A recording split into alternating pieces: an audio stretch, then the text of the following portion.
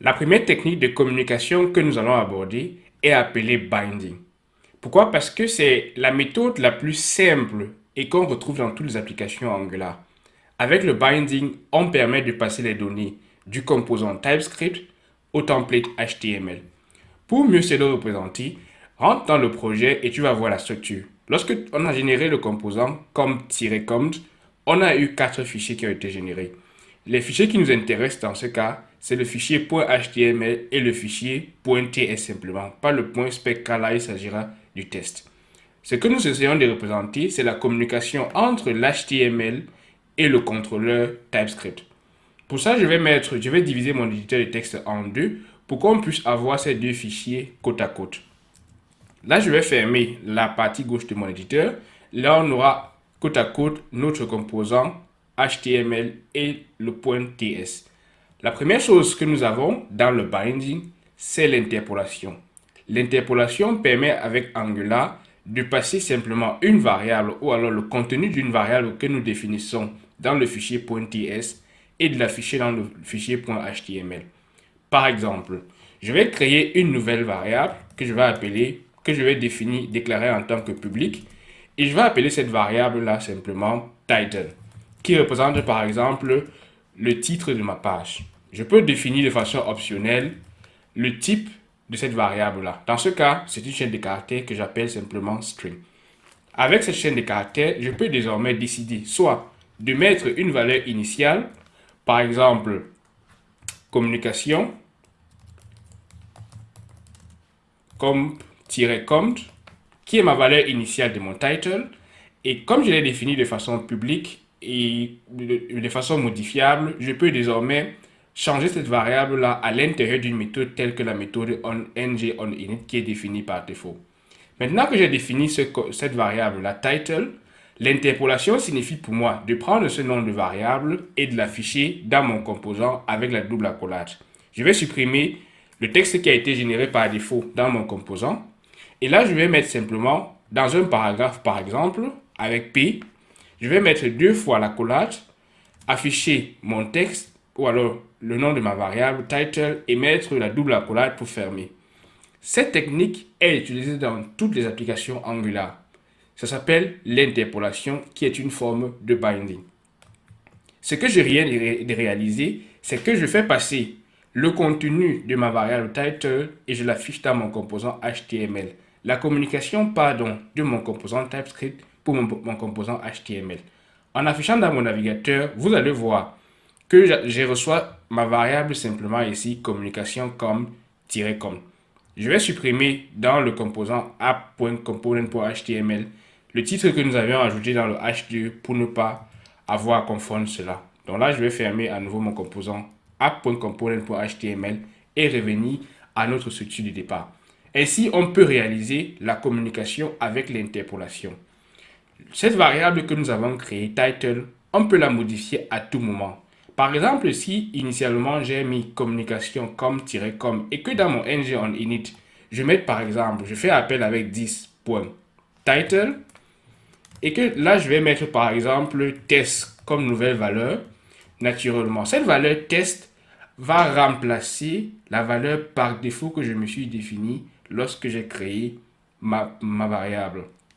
Alors, lorsque je vais dans mon navigateur, vous allez voir que désormais, pour cette même valeur d'interpolation que nous venons de réaliser, test est plutôt affiché en lieu et place de communication comme-com que nous avons mis comme valeur initiale. Donc, si on souhaite éviter dans notre application que cette valeur-là prenne une nouvelle valeur ou alors soit modifiée par erreur, par exemple, par d'autres développeurs, on peut se servir simplement du mot-clé TypeScript read-only. Avec read-only, cela veut dire que la variable que je définis ici et que je souhaite utiliser comme interpolation ne peut plus être remodifiée. C'est un peu comme l'équivalent de constante en JavaScript. La constante ne peut pas être modifiée directement, mais cela ne signifie pas qu'il y a immutabilité. Je vais m'expliquer tout à l'heure par rapport à cette expression. Mais là, vous voyez que là, nous avons déjà une erreur. ThisTitle ne peut plus être modifié. Donc là, je ne peux plus faire ça dans une méthode plus bas. Je parlais tout à l'heure d'immutabilité parce que si j'ai défini par exemple un objet en read-only, Supposons que mon title n'est plus simplement une chaîne de caractères, mais plutôt un objet. Et là, j'enlève simplement, je mets title égal, je enlève le comme, et je vais par exemple créer un objet JavaScript qui prend deux valeurs, value par exemple, qui sera test et qui sera key simplement. Là, j'ai un objet qui est read only et vous vous rendez compte que désormais, si je vais afficher avec l'interpolation cet objet-là, je ne dois plus afficher simplement title, mais je dois afficher ici title.value pour pouvoir avoir accès à ma valeur test simplement. Là, j'ai désormais test qui est affiché et pas object comme cela aurait été le cas si je n'ai pas spécifié directement cette valeur-là. Ce que je souhaitais vous montrer, c'est qu'avec read only, ma variable ne peut pas être modifiée directement, mais cela ne veut pas dire que cela n'est pas immutable. Ça veut dire par exemple que si j'ai title, si j'écris 10.title et que je mets .value, je peux remplacer la valeur de value directement en disant que maintenant cela va être test en grand caractère new par exemple. Désormais, lorsque cette variable-là va être réévaluée dans mon ng-on-init, j'aurai désormais accès à ma valeur test, mais cela prendra la valeur test new à cause des modifications que je fais dans le ng-on-init. Désormais, vous allez voir que lorsque j'affiche cela, cela est utilisé en tant que test new. Donc, read only m'empêche de donner une nouvelle valeur directement à title, mais cette valeur-là n'est pas forcément immutable. Ça veut dire qu'on peut la modifier en accédant directement aux propriétés de l'objet.